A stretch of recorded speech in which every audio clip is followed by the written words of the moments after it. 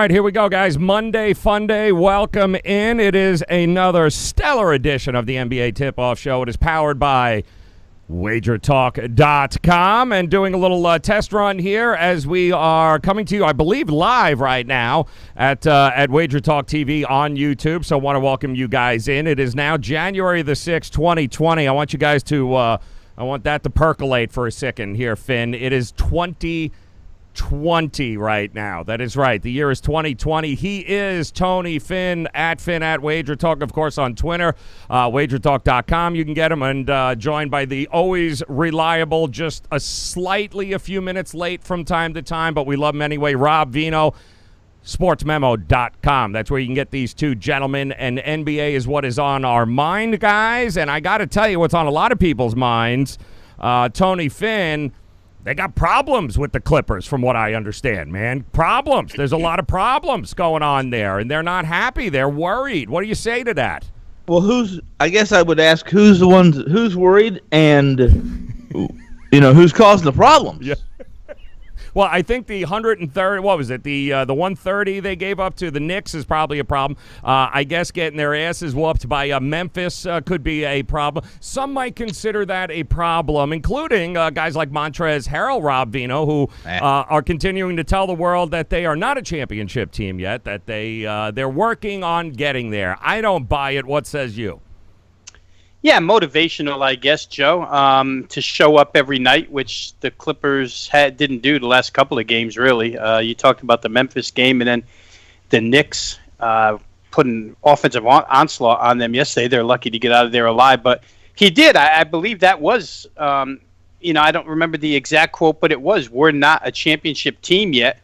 And like you say, I don't know that I would agree with that. I think that's more motivational to try and show up for all 82, but we know from the words of the great Charles Barkley that nobody in the NBA plays all 82 games the same way, and when you have Kawhi Leonard and Paul George, there's going to be nights where you might put it on coast mode, especially against those two opponents, right? Mm-hmm. You think you can just roll out the balls and beat them, and maybe a little bit frustrating for Harrell, who's an Energizer Bunny type of guy. He just never seems to slow down. No, he doesn't. And, another team that things continue to roll for there, Tony Finn. How about the Miami Heat now? At home, you think there's a little home cooking going on there? Because they don't want to seem to lose at home now, cranking their record up to just one loss on the year now. I don't believe that Miami, I don't know about you guys, I don't carry a big handicap, or at least I don't issue them a larger handicap for playing in South Beach as opposed to being on the road. Obviously, standard road home dichotomy as far as handicap goes, but it's just coincidence, right? I think they're that team, and they're able to play that way on the road with the depth they have. We've talked about this, guys, with the depth they have, and they have guys who are fairly hungry. Again, I'll say this again on air, live, and that is, if you ask the common weekend warrior, somebody who doesn't really even watch the NBA until, April, May, June, the end of the season, the playoffs, ask them to name the front court, and I bet you they can't do it. Interesting. Not a lot of faith there, but I will say this, the strip clubs in Miami, really by far, South Beach, some amazing stuff for, let's say, a team, I don't know, from like OKC, who doesn't often have access to places like the 305 in South Beach. So I'm just saying there might be something to that, because it definitely happens during baseball season. I can assure you of that. I'll assure you that there's plenty of strip clubs in Oklahoma.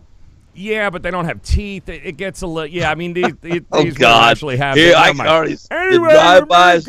I can see the freaking Twitter drive-bys already. I'm just saying, and they're not all related here in Miami. Yes, I'm sorry, Rob. I could assure you guys that Jimmy Butler went to South Beach just to play dominoes in the park with some Cuban guys. So he's not real interested in those strip clubs, and he didn't even play yesterday, and we got a win out of him. So that's correct. Thank you, Miami Heat. Yes, and Dragic is a pimp in his own right. So we're good to go here, people. We are here to go, all right? We are here to bring you this kind of information you're not going to get it anyplace else, I promise you. Tony Finn, Rob Veno. Guys, let's dive in. 9 games on the slate here tonight. Let's make people profit like we've been doing all year long, all NBA season long. We will start, guys, with them damn Brooklyn Nets. Like a bad rash, they won't go away. They find themselves in Florida, in Orlando, in fact, taking on the Magic. 4.5 is what it opened up with, guys. I'm seeing 5s across the board. I'm seeing a little tick up in the total. Opened up at 211. I'm seeing 212.5s, 212s in a lot of places. So, Tony, I'll start with you. We are looking at two teams that made the playoff last year. Is that correct? Really? Yeah. I don't know how interested, based upon their play, they're about making the playoffs this year, but it's an interesting matchup here. Orlando, we've said it a million times, different team at home than they are on the road. Are you buying Orlando in this spot, laying 5 points? Me? Me? Yeah, you know. Listen, this is too many. I don't care who Orlando's playing. I know I've talked about Orlando. I've praised Orlando. I've given them a few butt slaps. I like Orlando defensively, but they're not going to speed up for anyone. I think this total. I don't understand the tick up, and I don't understand the 5 points. Brooklyn struggled a little bit recently. They've lost 5 or 6 or 7, whatever the case may be. However, this is still a talent. I like this Brooklyn team. They have they have issues. They have some issues, but so does Orlando. I would be on the dog and under in this contest if I was playing it. I'm not. Just so you know. If. Oh, that's a big if. Rob, I will say this, and to Tony's point here, very hard to, I guess, consider a team a contender when they are the lowest scoring team in the NBA, which is what we have right now in Orlando. So I want to back them. I think they've got some guys that can play. Jonathan Isaac, a guy that a lot of people have been counting on. What is he, 12 points per game? I mean, he's out at least until, March? So they've had some health issues, but you can't score, you can't win in this NBA, not in 2020. Yeah, no, and it's by design with them, really, Joe. I mean, they're one of those teams that wants to play defense and win with defense. And, if we can beat you 102-98, that's our goal, really. We're not looking to get to 120 like so many other teams across the NBA right now. I think when we were last on Friday, they were hooked up with the Miami Heat in the second of back-to-backs. And at that point, both power forwards were, I think Isaac was definitely out. We were wondering about Aaron Gordon. Well, he did go. Yes, he did. And they did beat Miami in that contest, but they came right back and got slapped by Utah the next night. That was a tough spot for them. Utah, Tony's favorite team, is on a pretty good roll at this point in time, playing very good basketball. For Brooklyn, Karis LeVert came back into the lineup after a 24-game absence, put up 13 points. Didn't help him. Toronto won big, but LeVert's going to take a night of rest here. Just wonder what that in and out of the rotation would do to the Nets. You try to get accustomed to a guy, then they take him out, then he's going to come back in. I don't know that it'll have a big effect. I don't necessarily have a real good read on this game. I would have liked it better had Orlando played Utah better on Saturday night, because then maybe I could have leaned towards the Nets with the points. But here, I think it's a pass game, guys, and I really don't understand the tick up in total up to 213. I don't think I could play it above that number.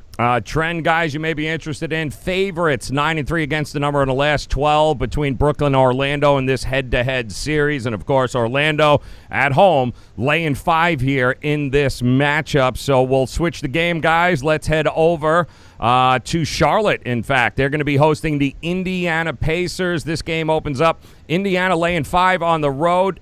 Pretty steady, guys, throughout the day. I'm seeing still 5s in many places. 209.5 a total. I'm seeing down to 208.5. So, Tony Finn, talk to me here. Charlotte Hornets, which team shows up? Pacers, been dealing with an injury or two here or there, but what do you like in this game? Do you trust Charlotte at home to get the job done? What do we do? Let's help me with what you've heard as far as injuries go. Brogdon is out, from what I understand. I know. I've been chasing Brogdon now this whole time. They're not the same team without Brogdon. As good as this team is, as good as this team can be, and as excited as I am to see them with Victor, a healthy Victor, in the lineup, and Brogdon, they're pretty. Without Brogdon, they've been inconsistent. We talked about this middle of last week. Some of us liked Indiana on the road. Some of us didn't, and they've failed and they've succeeded depending on who they've been playing. This is the situation here. This isn't that big a number. Mm-hmm. I think it's a fair number for playing a team, Charlotte, who can go into a shooting slump in any second. They have a second-year guard that was fabulous early on in the season. We're talking about Devontae Graham from the Kansas Jayhawks, but they've regressed some since early on. They've as a team, when we were on last week, they were on a 5-game slump where they were shooting about 29-31% from the floor. That's not going to beat anybody. That's not going to beat Cleveland. That's not going to beat GS.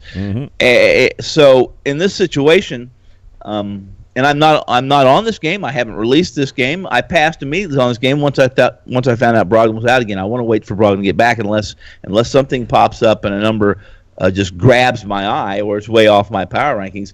I would lay 5 with Indiana tonight in Charlotte. It's time for them to some of the reserves step up and play a little better, and they have the talent to do such.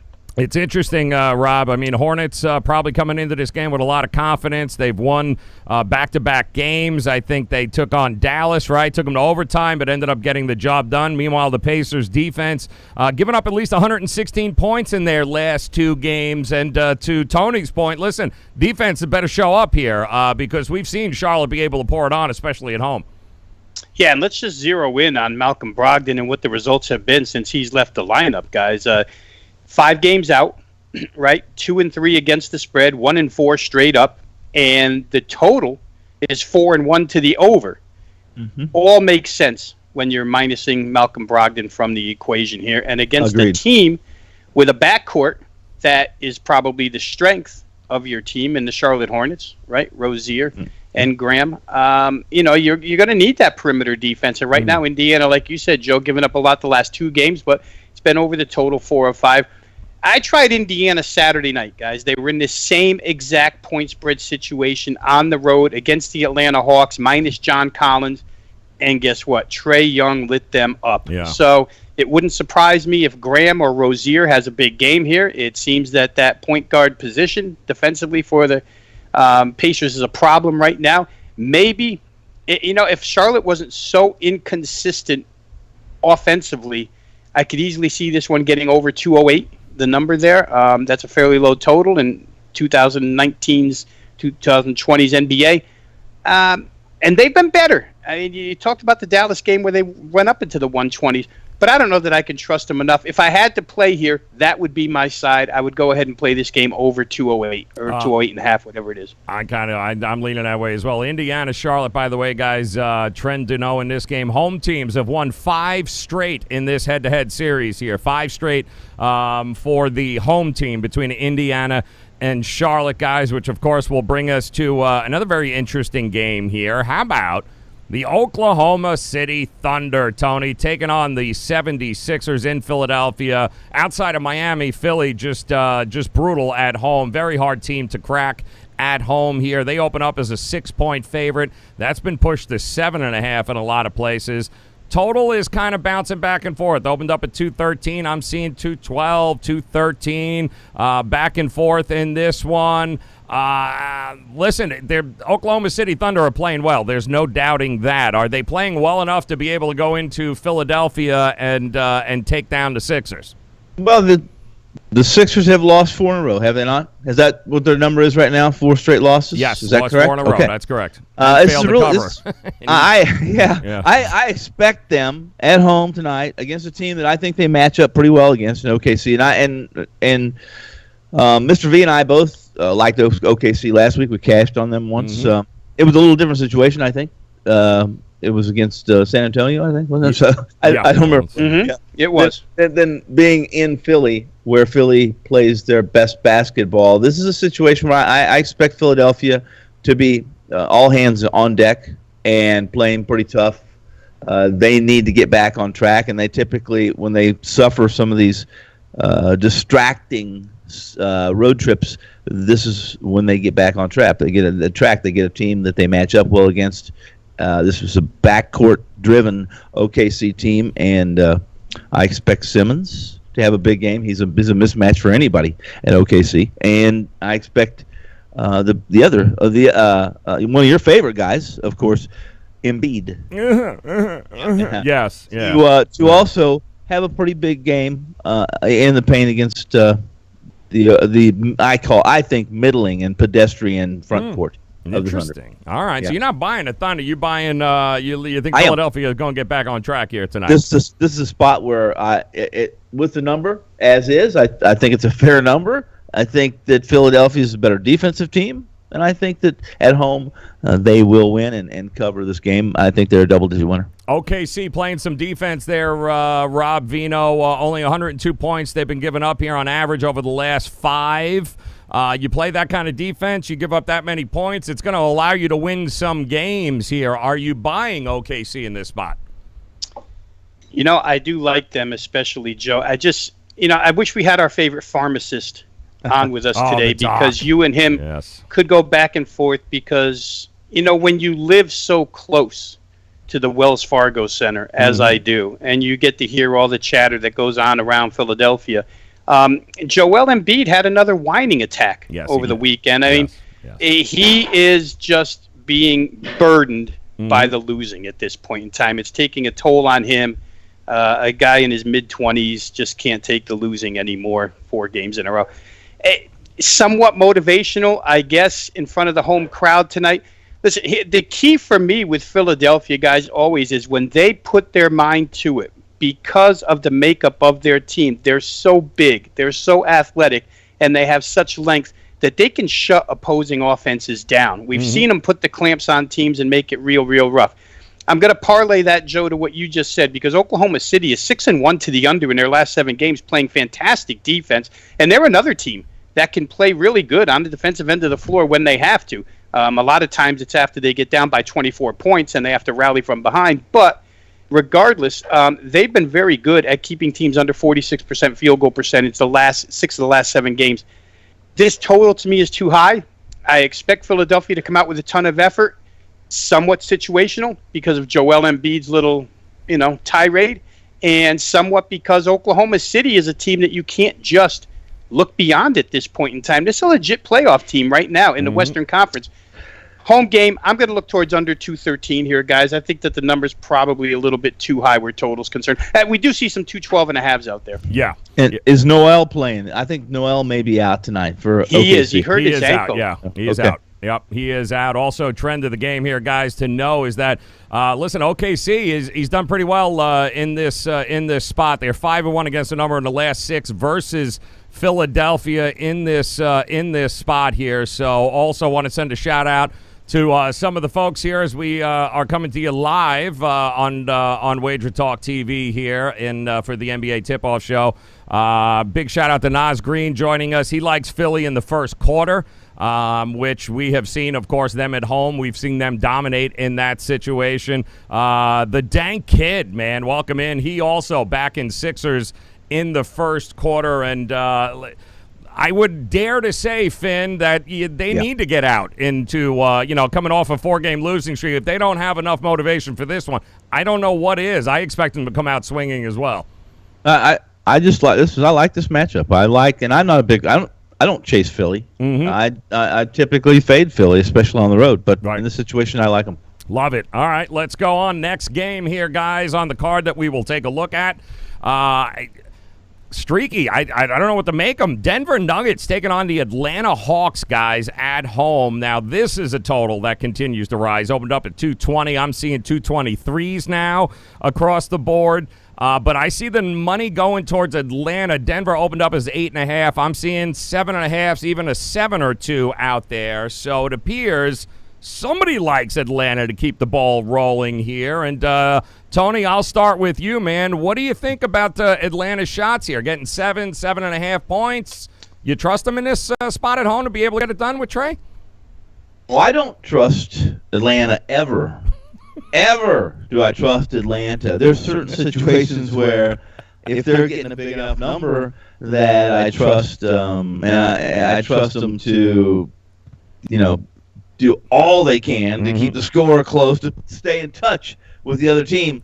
However, this is one of those teams. I'm very big, and I know defense isn't a priority in the NBA any longer. It's just not a priority, at least for most coaches. And we can name 10 of them. I know all of us right now can name 10 of them. In this situation, this is a bit. Listen, Denver's been really good lately, guys. Look at their straight up record. However, they haven't been a money making proposition against a number. So in this situation, this is one of those games where if you like Atlanta, if you like Atlanta to be able to score and outscore Denver, which is very possible, then you should be jumping all over this number. Denver's one of those teams that's not going to worry about covering the spread. We've talked about this as well too. I'm out on this game, completely out because of the number and because I'm preferring Denver against a quality team where if they're on the road they're getting a handful of points, or maybe if they're against a middling team they're just giving a field goal, and then I'm in. But on this, I'm out. Too many points. And, Rob, listen, the numbers speak volumes. Nuggets 1-8 against the number in the last 9 meetings between these two teams. If anybody has had Denver's number, it's certainly been the Atlanta Hawks here. They've been pretty profitable to back against the Nuggets. And, listen, the Nuggets just got their asses handed to them. Embarrassing. What'd they give up, 128 points to the Wizards?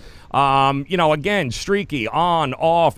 Do you trust Denver in this spot to lay that kind of points on the road? Well, it's hard to do right now, Joe, point spread wise. I mean, we talked numerous times last week about how nice their straight up record has been recently, but in comparison, the against the spread record has been miserable. And, you just said 1-8 against the Hawks last 9 times. And if we go ahead and add on, they're 5-11-3 against the spread over their last 19, 5 covers in 19 games. Even though it's a winning team, I think they have the second best record in the Western Conference right now. So not covering numbers.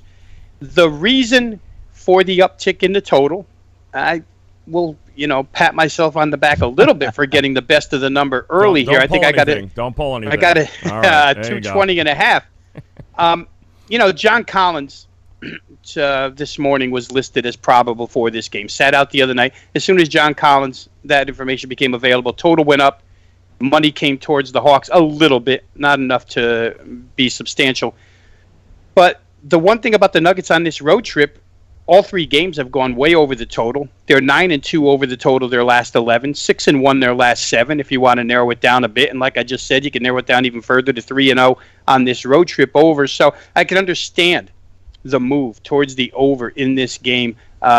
Michael Porter Jr., guys, somebody we really haven't talked about at all because he hasn't been worth talking about at all. Close to home, my youngest son covered him in high school in Missouri.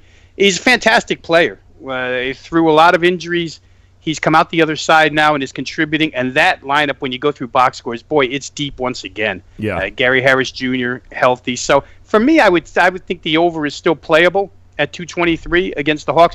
But there's no way, like both of you have said, you could trust Denver laying points at this point in time. They may cover, but I'm not trusting them to do so. Yeah, no, it's tough. And I want to send a shout-out to Abby Jackson joining us there in the chat room as well on YouTube, WagerTalk TV. Guys, welcome in. Abby's telling us that number 223, forget about it. They'll pass it in the third. Plenty of points here on the board tonight, they feel. Glad to hear it. And Trae Young is an odds killer according to Ninja Chris, and amen to that, man. Atlanta +8. Naz Green also, he's going to take Atlanta in the points. You can still get +8 out there, 7.5 in a bunch of places now too. But I can see that total going up in no time here, guys. So welcome those of you joining us in the chat room, guys. Thanks very much. As we have another edition here of the NBA Tip-Off Show powered by WagerTalk.com. He is Tony Finn. That is Rob Veno. Rob Veno at SportsMemo.com. Tony Finn at WagerTalk.com. Of course, plays are up there, guys. I believe it is a $9 Monday in both spots. All you got to do is head over there. All plays available to you guys for $9 right now. Everything up on the board with these two gentlemen is available, and I cannot wait to hear what Tony Finn has to say about this next game because, guys, we are seeing the needle move. And it's interesting enough because the needle is continuing to move in an interesting direction. The Utah Jazz are on the road taking on the New Orleans Pelicans. This opened up as Utah laying 2, but we're at -4 now, guys. But the total, we kind of got it swapped here. The money's going to Utah, but the total's coming down. Opened up at 223, guys. We're already at 219, and it looks like we'll continue to go that way. More and more money coming towards Utah. Do you like Utah on the road in this spot laying 4, Tony? I do. And you know that I'm not always keen on laying a number with Utah on the road. I like them at altitude. I like what they've done since December rolled around. They were a little sluggish in November. The fact they struggled, you guys all know they struggled early on, and we wondered what was wrong with them. They've done a great job of adjusting without Conley, at least when he was out, and they have improved. They've done some rotational work. At least Snyder's done some changes to get more production, more net plus minutes from his second unit. That said, we all know the Pelicans. We all know that they need some motive. They really need a kick in the butt to play the way they're capable of playing. A lot of young guys, a lot of guys out of place. I still think this is a dysfunctional team. And if you put a good, technical, sound defensive team in front of them, one with a big that can protect the rim, which we know Utah has, and guards that can score, then they're an issue for the Pelicans here. I like Utah minus the number. I get it, Rob. Listen, Rudy Gobert in the middle there, swatting people left and right. They have held now, I believe, 3 consecutive opponents to fewer than 100 points, including 81 against Detroit last week. So I get the number coming down, but Utah has been straight money. I mean, 7-0 against the number in their last 7 overall, 5-0 against the number in their last 5 on the road, and, of course, 5-0 against the number in their last 5 against opponents with losing records. Do you like them here on the road to cover this number here as it continues to rise from an opening of -2, and it's going to get to 5 before it's all said and done here? Yeah, it's crazy, Joe, because I really liked them situationally Saturday against the Orlando Magic. Orlando was coming off the win against Miami. In comes Utah. But there was just no value mathematically in betting Utah. I mean, you come up with a power rating of Utah on the road -1, and then you see this thing sky to 4.5, and it just scared me too much to play Utah. It shouldn't have mattered to me because it was a situational play, and they went out and buried Orlando. Now, we have the same thing here. We have Utah, who really shouldn't be this high priced. It should be more in the 1.5-2 range, but like you say, we'll probably see 5. New Orleans has been very hot as of late as well. 2 hot teams competing against one another. 4-1-1 against the spread in their last 6. And I don't know, if you guys checked it out the other night and what's been going on recently with this shot of Lonzo Ball. Lonzo Ball can shoot the basketball now, and it looks halfway decent coming out. It doesn't look ass backwards coming out of his hands. So Derek Favors, Joe, you pointed him out last week. Since his return to the lineup in the middle, it's been a difference maker for this squad.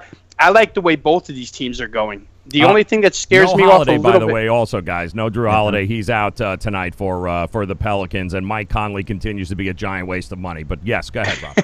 and he's important. Yes. I mean, we talked last week. Drew Holiday's filling a small forward spot as a shooting guard, really. Dysfunctional, yeah. But, when you're coming home that first game off of a long road trip, it can be, you think that because they're home, they're going to go out there and play well. It doesn't always happen that way. I could see New Orleans, a team that scored 112+ in each of the last 6 games. I could see them falling a little flat here to a team that's just as hot as they are, if not hotter, and they're just better personnel-wise. I just don't have the guts to lay the price.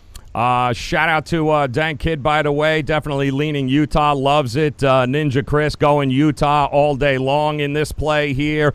And shout out also to Tina joining us, who has already got our shits and giggles parlay lined up. She's going GS and Charlotte moneyline parlay. We'll get to that in a minute there, Tina, but welcome in, guys. Thank you very much for stopping by and hanging with us. And I'll give you one more game here, guys, because I think we're all in consensus on that. It's Utah or nothing, really, at this particular point. But what are we doing with the Milwaukee Bucks and the Spurs here, Tony Finn? I'll start with you. Opens up 7.5. Milwaukee's on the road in San Antonio for this game here tonight. The total, 229.5. I'm seeing 228.5, kind of bouncing back and forth. I'm seeing 7s, though, because somebody's got to be Somebody's betting San Antonio here in a number of different places. I mean, you tell me, are you a believer in San Antonio at home to get this job done against Milwaukee? No, I'm not. In fact, I think we've talked a little bit about that Pop has done. He's made some scheme changes per se. This team is playing a little bit differently than he asked them to play in November, and they were miserable. They can't defend the perimeter. They do a very poor job actually defending the paint as well. They are arguably the worst defensive team that I've ever seen Coach Pop roster. Now, that said, it's also the youngest team he's ever had, at least, and they're going to be that first team in 17 years not to be part of the postseason bracket, and Coach will get a little longer off season. But there's rumors. Just throw the rumors in there, right? Bill Self leaving Kansas because he's gotten him in so much trouble going down to San Antonio, the coach, which is pretty interesting. I don't believe it. I don't believe it, but I find it pretty interesting. I'll tell you what else I find interesting, and that is. I typically don't trust Milwaukee on the road lane on big number. In this situation, the touchdown, I think it's a fair price for a team that just can't defend. And as long as Milwaukee stays focused for 4 quarters, they win this game by 15. The question is, as we discussed in the first segment, or at least the first few minutes of this show, and that is teams have a tendency to get distracted. We're getting close to, that kind of a we'll call it the rookie wall, whatever you want to title or label as you approach the All-Star break, or at least get close to it. Players are a little weary. Legs are weary. Rookies don't play this many games. They've already played a full season of college ball. I like Milwaukee here. Not only do I like Milwaukee, but I like the over. He likes the over, too, as well, creeping right around that 229 mark. I mean, listen, Rob, this whole we got a home and home happening right here. San Antonio, to their credit, they were competitive the entire way Saturday night against Milwaukee. They ended up giving way 127-118, but listen, they're not very good on the road. I mean, let's face it, 4-11 so far this season. The Bucks, the Greek Freak, still hurting a little bit with that back issue. He is probable tonight. But the Spurs are 6-2 against the number in their last 8 against teams with winning records. So they're also, and here's a big one, 6-0-1 against the number, coming off a loss. So they kind of fit that mold in that spot. We've seen Pop get these guys to come back after a loss and at the very least get us a cover here, man. Are you trusting them to do that here in this spot? It'll be interesting, Joe, because like you say, this is a quick turnaround. This game was just played, and the point spread and the total are both right in line, right? If it was 12 the other night and it's 7 here tonight, different venue that favors San Antonio. Total, I think the other night was 228. Here we got 228.5. We're right in that same vicinity. They crashed right through that 228 the other night, hit 245.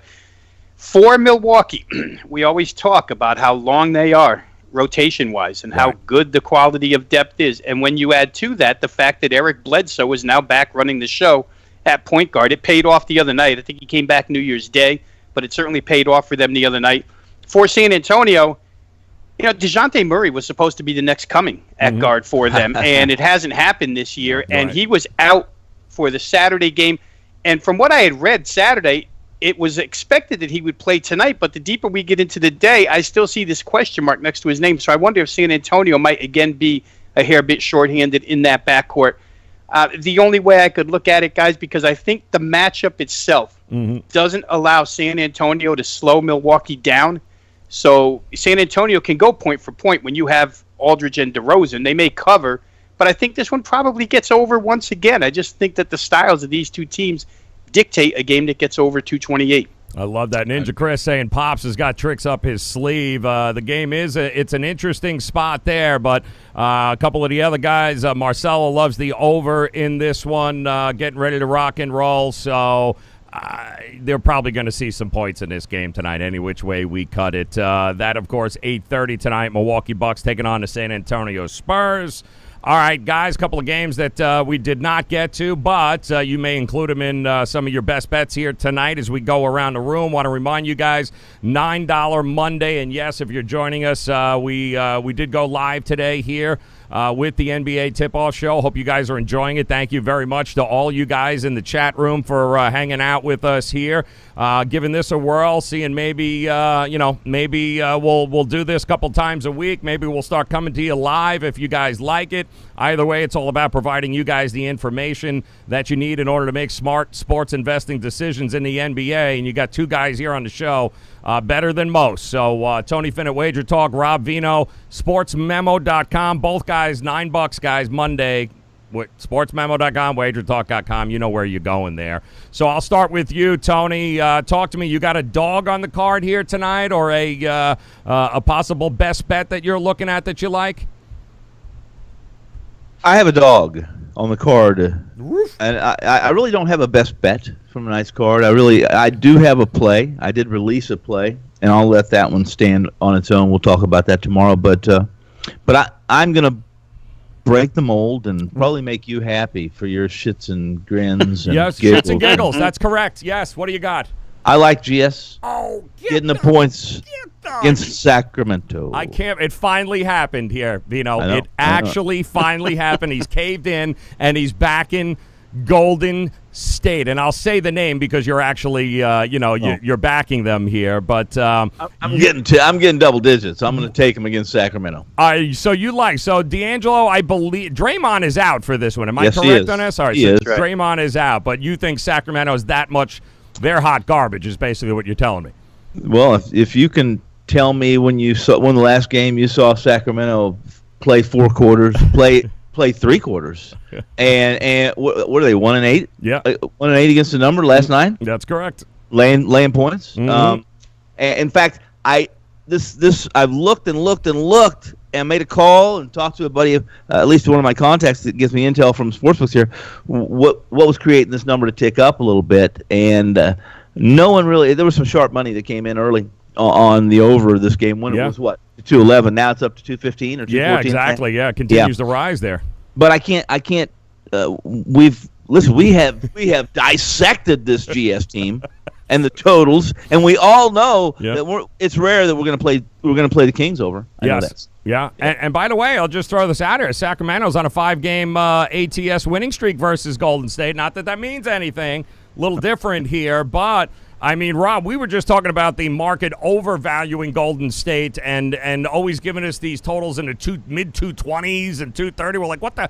So now all of a sudden they come out at 211, and now it's being bet up to 215. So what gives here, Vino?